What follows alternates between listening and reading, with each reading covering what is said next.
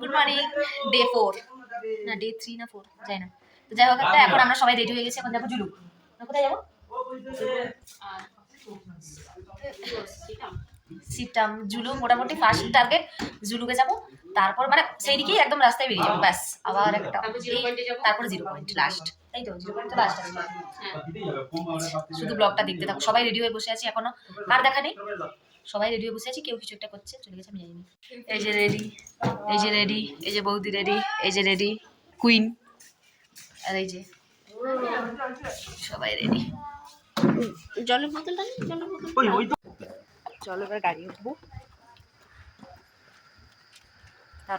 1 hour later. এখন আমরা pine জঙ্গলে দাঁড়িয়েছি, জুলুক যাওয়ার পথে। পাইন জঙ্গল, পাইন জঙ্গল বলতে সরি, ইকো নেচার পার্ক, সেখানটায় ঢুকেছি। কিছুই নেই, শুধু জাস্ট পাইন গাছ ভর্তি।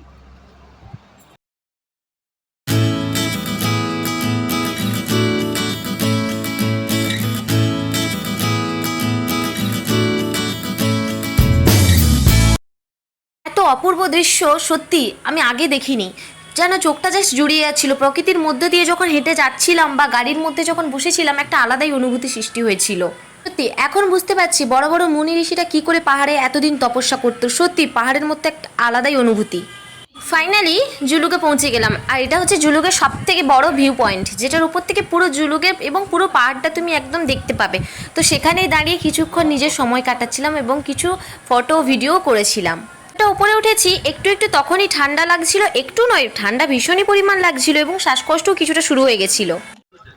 এখন আমরা বর্তমান জুলুকে দাঁড়িয়ে আছি, আর জাস্ট পরিবেশটা দারুণ লাগছে। জাস্ট তোমাদের দেখাচ্ছি, এইমাত্র এলাম, এতটা পাহাড়ের কতটা উপরে আছি, জাস্ট তোমাদের দেখাচ্ছি। এই দেখো,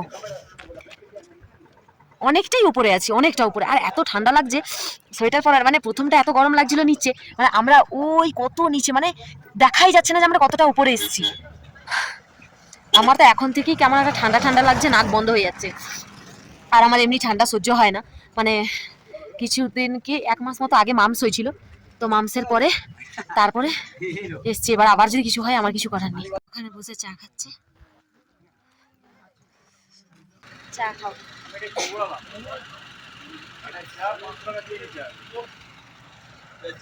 আমাদের যুগুল, সরি যুগুল না, কি নাম ছিল মরেছে বলে না না, কি জায়গার নাম কি? যুগুল, যুগুল বলে। সো এইমাত্র আমরা এখন জুলুক থেকে বেরালাম, এবার যাবো নাথান ভ্যালি। তো কি প্রচুর ঠান্ডা লাগছে, প্রচুর।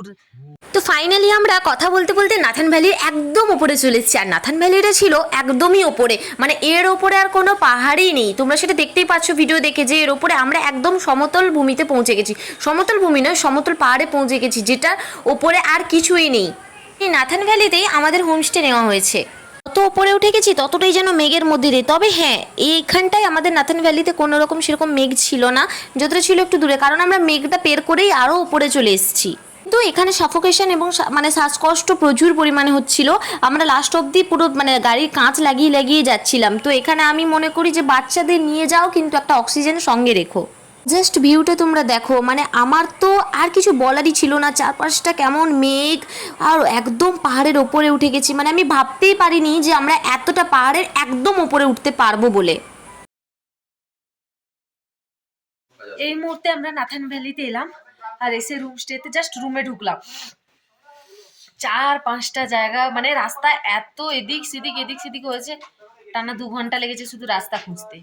মানে আমরা উপর থেকে দেখতে পাচ্ছি যে এই জায়গাটা, কিন্তু আসতেই পারছি না। তো মোটামুটি এখন আমরা রুমে এলাম, আর এই যে আমাদের রুম। আর এবার খাবো, তারপরে নেক্সট ডেস্টিনেশন কোথায় আমি জানি না, যেতে দেখাচ্ছি প্রচুর ঠান্ডা। খাওয়া দাওয়া করেই আমরা মার্কেটের উদ্দেশ্যে বেরিয়ে পড়েছিলাম। কিনতে রাতে বনফায়ার হবে, তাই আমরা একটা মুরগি কিনতে বেরিয়েছিলাম, কিন্তু একটাও মার্কেটে দেখতে পাইনি। তাই ভাবছি যে এখানে যারা থাকে বা যারা বসবাস করে তাদের সত্যি এই ক্ষেত্রে কতটা অসুবিধা হয়। আর রাস্তাটা জাস্ট মেঘে ভর্তি হয়ে গেছিল। আমরা এখন একটু খাওয়া দাওয়া করে ঘুরতে বেরিয়েছিলাম, এখন মেঘের মধ্যে দিয়ে যাচ্ছি, আর এত ঠান্ডা কথাও বলতে পারছি না। এই যে এটা রাস্তাটা জাস্ট দেখো। এখন এসছি, এটা বাবা ধাম না, বাবার ধামে। বাবার মন্দিরে। এই যে এখানে ভয়েস ওভারটা না দিলেই হচ্ছিল না, কিছু মনের কথা বলতে চাই। সত্যি বাবার ধামে এসে জাস্ট মুডটাই কেমন পাল্টে গেল। এটা হচ্ছে বাবা হরভজন সিংয়ের মন্দির। তোমরা অনেকেই জানো যে বাবা 23 বছর বয়সে মারা যান, এখনও কেউ কোনো খোঁজ পাননি, কিন্তু এখনও ওনার অন ডিউটি চালু থাকে। তাই আসার পরে জাস্ট মানসিক শান্তি খুঁজে পেলাম। সত্যি আমাদের এখানে আসার কথাই ছিল না, অনেক প্ল্যান হয়েছিল যে পরের দিন সকালে আমরা ভালো করে ফ্রেশ হয়ে আসবো, কিন্তু বাবা আর রাখলেন না, ঠিক আমাদের ঠিক টান দিয়ে এখানে এত দূরে আনলেন। তো যাই হোক, খুব ভালো লাগলো। দেখো, জাস্ট বুঝে গেছো অবস্থাটা কি ধরনের। The next day. আমরা রেডি হয়ে গেছি, এই মুহূর্তে এসেছি একটা দোকানে চা খেতে, মানে কফি খাবো। আর তার আশেপাশে গাড়িতে ব্যাগ সব লোড করছে। হ্যাঁ, ব্যাগ লোড করছে, মানে ব্যাগগুলো প্যাকিং করছে, ওপরে বানাবাদি করছে। আর আমরা এখন একটু কফি খেয়ে নিবো, তারপরে আমাদের কফি এসে গেছে। খান ম্যাডাম কফি। আসলে না আমরা মানে এখানে সত্যি হোমস্টে গুলো না খুব সুন্দর, মানে এরাই এখানে কত সুন্দর পাহাড়ের গায়ে, দেখো জাস্ট পাহাড়ের গায়ে এরা কত সুন্দর করে ছোট ছোট ঘর করে আছে। আমরা এখানে চা খেতে খেতে বাবা হরভজন সিংয়েরই কথা বলছিলাম। সত্যি ওনার কি মহিমা, এখনও পর্যন্ত উনি ওনার দেশবাসীর সবাইকে বাঁচিয়ে চলেছেন। কোনো কিছু, কোনো বিপদের আশঙ্কা হলেই উনি ঠিক পাশে দাঁড়াতে চলে যান। আমি সত্যি শুনে অবাক হচ্ছিলাম। আমার ওনার ব্যাপারে খুব একটা আইডিয়া ছিল না, আমি জাস্ট শুনেছিলাম যে হ্যাঁ, কিন্তু তারপর এখানে আসার পরে আরও অনেক কিছু জানতে পারলাম। সত্যি খুব ভালো লাগছে। এতটাই কষ্ট হচ্ছে আমাদের, অক্সিজেনের মুহূর্তে নিতে হচ্ছে।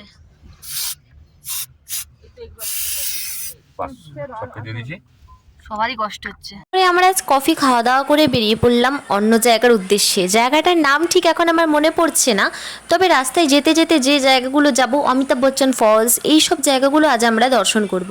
আর জাস্ট তোমরা দেখছো পেছনে ভিউটা, এটা আমি পেছন থেকেই নিয়েছি। যাই হোক, আমার তো অসাধারণ লাগছে। তোমাদের কেমন লাগছে অবশ্যই সেটা জানিও। আমার রাস্তাগুলো, পাহাড়ের রাস্তা আমার সত্যি দারুণ লাগছে। বর্তমান আমরা দাঁড়িয়েছি, এখন যাবো।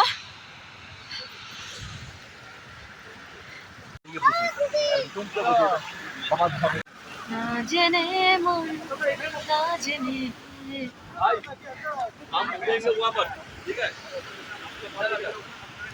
জেনে মন।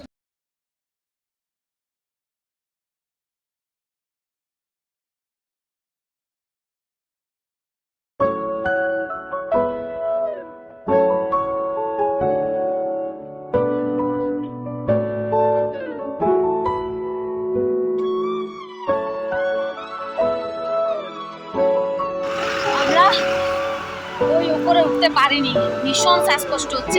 এ পাশটা পুরো মেঘ, এত শ্বাসকষ্ট হচ্ছে, উপরে উঠতে পারলাম না। নিচ থেকে কয়েকটা ছবি তুলে নিয়েছি, ব্যাস এটাই এনাফ। এই যে সবাই এখন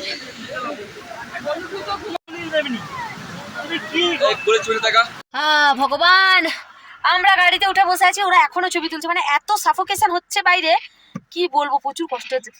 নাক কেমন বন্ধ হয়ে যাচ্ছে। আমরা তো আবার অক্সিজেন নিয়ে ঘুরছি, অক্সিজেন আমরা নিয়েই ঘুরছি। কতবার যে স্প্রে করতে হচ্ছে তার কোনো ঠিক নেই। ঠোঁটগুলোর বোরনের লাগাতে হবে, ফেটে যাচ্ছে পরপর। আর দেখো, ওরা আমাদেরকে গাড়িয়ে উঠতে বলে ওরা নিজেরা ছবি তুলতে চলে গেছে। This is not fair. সত্যি এদেরকে মারা উচিত, কোনো মানে হয় এগুলো? অসভ্যের মতো আমাদেরকে রেখে দিয়ে চলে গেছে। একটা কথা বলি, আমরা পুরো ট্রিপটা ঘুরলাম উইথাউট লিপস্টিক। ঠোঁট কালো হতে পারে ভাই, লিপস্টিক ঘুষি না, অবশ্যই ইউজ করি, লিপস্টিক লাগাই আমরা। কিন্তু সত্যি কথা বলতে এত ঠান্ডায় টুপি পরবো না, সোয়েটার পরবো না, ঠোঁটেও যদি কোনো মাস্ক থাকতো ভাই লাগিয়ে দিতাম, বিশ্বাস করো। এখন এই পর্যন্ত ওরা গেছে, ছবি টবি তুলে আসুক, আমরা বসছি একটু খাওয়া দাওয়া করবো না, জাস্ট বসছি। এখন আমরা ছাঙ্গু লেকে আছি। আর এই যে এখানে না এগুলা কি বলে, চামড়ুদাই, চামড়ি গাইয়া। এই যে তো এইটা থেকে একদম সেপাশে পুরো যাওয়া যাচ্ছে। আর আমরা যাবো না, রোপওয়েও আছে, কি করা যায়। সবাই আমরা দাঁড়িয়েছি,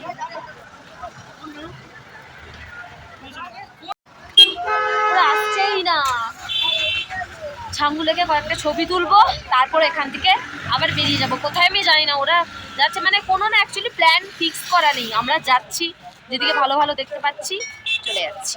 ছাঙ্গু লেকে পৌঁছে আমি ওই ড্রেসটা একবার ট্রাই করেছিলাম, আমার খুব ইচ্ছে ছিল ওরকম ড্রেস পরে ছবি তুলবো। যাই হোক, আমার সেই আশা পূর্ণ হলো। আর লোক আমি কি নাম বলছিলি, ছাঙ্গুলে, ছাঙ্গুলেকে আমার ড্রেস হবে এইটা।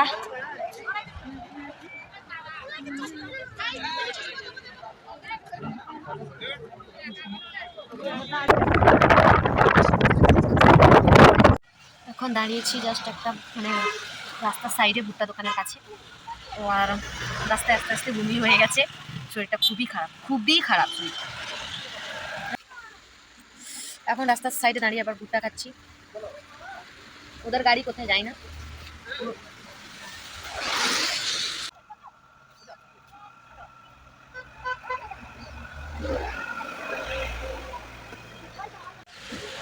ভুট্টা